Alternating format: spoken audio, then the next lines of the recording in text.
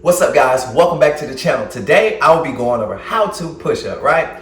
Everybody's question is always, how do I do a push up the right way, okay? And I'm gonna go ahead and give it to you. And it's very simple. You just gotta follow these tips and it'll work for you too, all right?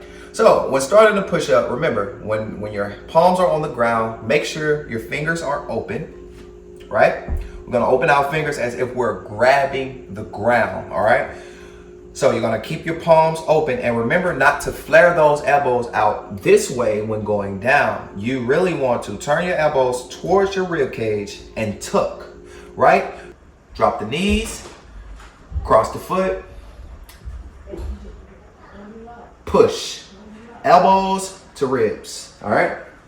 Push, push, push, push. Go ahead and uncross your legs, go out, just like that. Don't flare out, tuck them.